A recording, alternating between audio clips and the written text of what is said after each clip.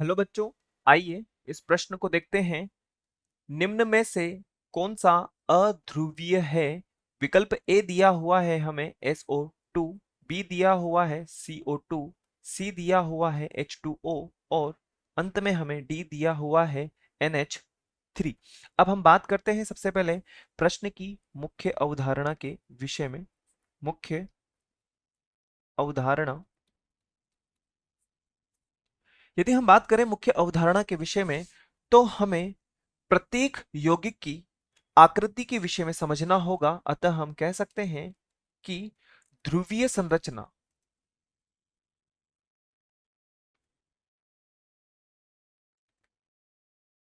ध्रुवीय संरचना के आधार पर हम बता सकते हैं कि कौन सा यौगिक ध्रुवीय है और अध्रुवीय है। सबसे पहले विकल्प ए के विषय में हम बात करते हैं। विकल्प ए दिया हुआ है हमें यहां पर SO2।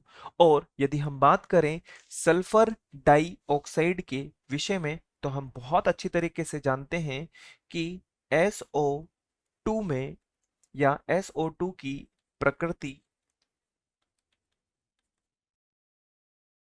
ध्रुवीय होती है। अतः हम कह सकते हैं कि यह हमारे विकल्प में नहीं होगा, क्योंकि सल्फर के विषय में बात की जाए तो यह 2.58 और हम बात करें ऑक्सीजन के विषय में, तो ऑक्सीजन तीन दशमलव ऑक्सीजन 3.44 परमाणुओं के बीच वैद्युत ऋणात्मकता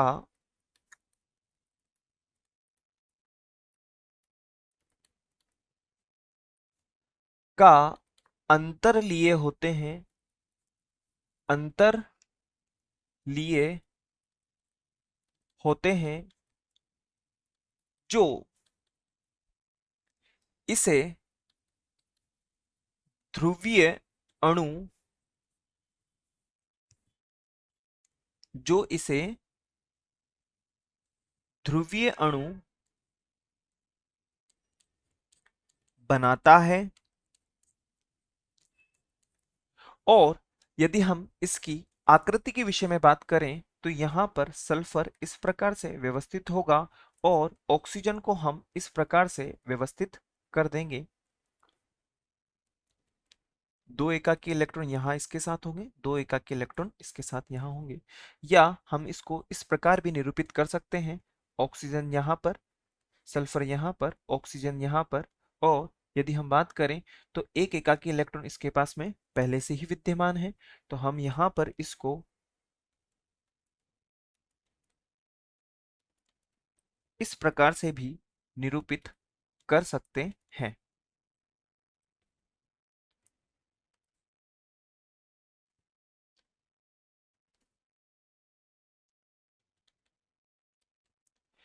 अब यदि हम बात करें विकल्प बी के विषय में, विकल्प बी विकल्प बी हमें दिया हुआ है। हम बी एवं सी को एक साथ समझते हैं। देखिए, यदि हम बात करें बी के विषय में, तो हमें दिया हुआ है CO2। और यदि इसकी आकृति के विषय में बात करें, तो हम कार्बन को इस प्रकार से व्यवस्थित करेंगे।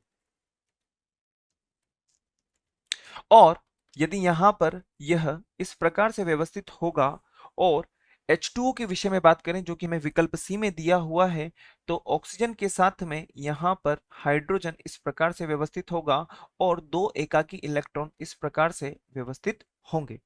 अब अगर हम बात करें, तो यह अपनी रेखीय प्रवृत्ति होने की वजह से या रैखिक अणु होने की वजह से यह शून्य द्विध्रुव आघूर्ण प्रदर्शित करता है। तो हम कह सकते हैं यहां पर कि CO2 एवं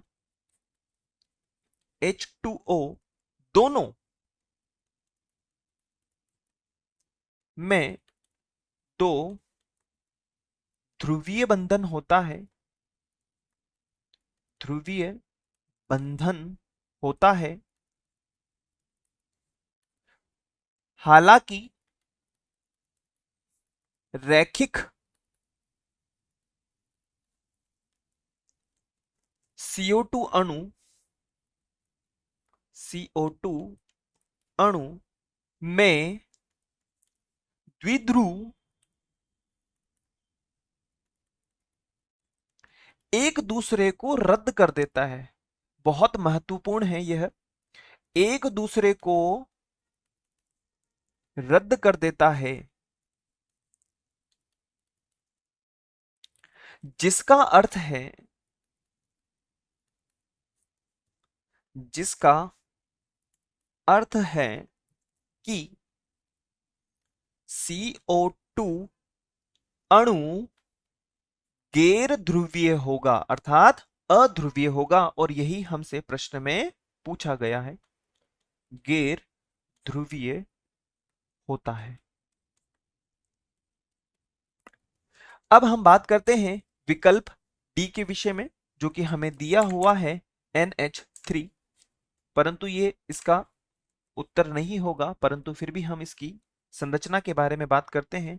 NH3, और हम जानते हैं कि नाइट्रोजन के साथ में 3 हाइड्रोजन परमाणु इस प्रकार से व्यवस्थित हो जाएंगे, और यहाँ पर एक एकाकी इलेक्ट्रॉन इस प्रकार से व्यवस्थित होगा, और यहाँ पर जो संकरण उपस्थित होगा वह sp3 संकरण